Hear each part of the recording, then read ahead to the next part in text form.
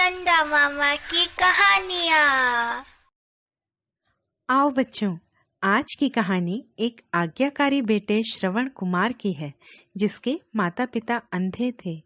वह अपने माता पिता का बहुत आदर करता था और उनकी सभी बातें मानता था।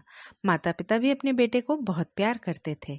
वे अब बूढ़े हो चले थे, तो उन्होंने श्रवण से तीर्थ यात्रा में जाने की इच्छा व्यक्त की। श्रवण तुरंत तैयार हो गया। उसने एक बड़े मजबूत बांस में 2 टोकरियां बांधी। एक तराजू की तरह एक टोकरी में माँ, दूसरी तरफ पिता को बैठाया और कंधे में उन्हें उठाकर यात्रा के लिए निकल पड़ा। तीर्थों के दर्शन से माता पिता बहुत खुश थे।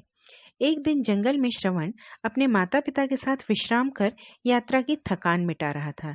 तब बूढ़ी माँ ने कहा, बेटा मुझे प्यास लगी है, आसपास कहीं पानी हो तो ले आओ। श्रवण एक पात्र लेकर उस ओर चल पड़ा जहाँ पानी बहने की आवाज आ रही थी। शीघ्र ही वो नदी के पास पहुंचा और पात्र डुबाकर पानी भरने लगा। संयोगवश उसी समय उस जंगल में राजा दशरथ शिकार खेलने आए थे। वे शब्दभेदी बाण चलाने में बहुत निपुण थे। शब्दभेदी बाण यानी आवाज की दिशा में तीर चलाना। जब श्रवण पानी भर रहा था तो हवा के बुलबुलों की डप डप आवाज हो रही थी। राजा दशरथ ने सोचा कि कोई जानवर नदी में पानी पी रहा है। एकाग्रचित्त होकर उन्होंने ध्वनि की दिशा में तीर चला दिया और दुर्भाग्यवश तीर श्रवण को लगा। दर्द के कारण वह जोर से चीखा, जिसे सुनकर दशरथ जी उस ओर दौड़े। श्रवण को घायल देखते ही वे विचलित हो गए। उनका सिर अपनी गोद में रखकर तीर निकालने का प्रयास करने लगे। तब श्रवण ने कहा, इससे कोई लाभ नहीं होगा, यह मेरा अंतिम समय है, पर आप मेरे माता पिता को यह जल पिला दें।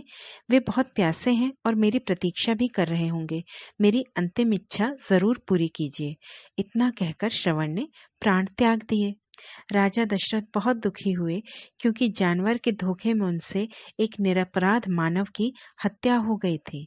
दुखी होकर हाथ में जल का पात्र लेकर वे वहां पहुंचे जहां श्रवण के अंधे माता पिता बेटे की प्रतीक्षा कर रहे थे। आहट सुनकर मां बोली, आ गए बेटा। दशरथ मौन रहे।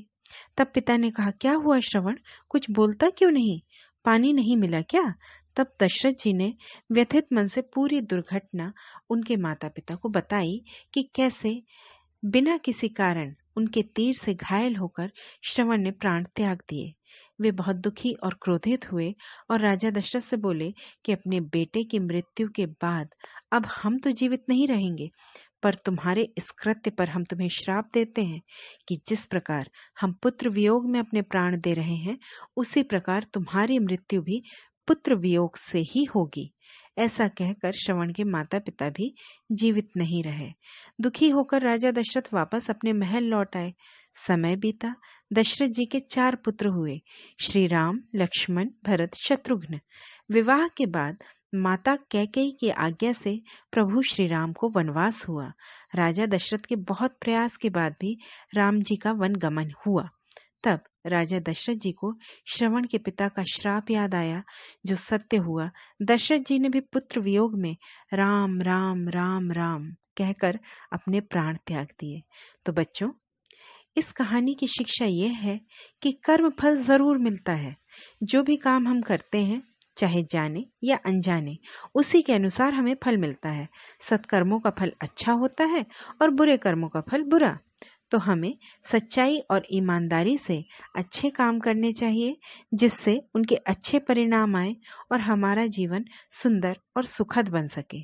ठीक है, फिर मिलेंगे अगली कहानी में। वीडियो पसंद आने पर लाइक, शेयर और सब्सक्राइब जरूर कीजिएगा।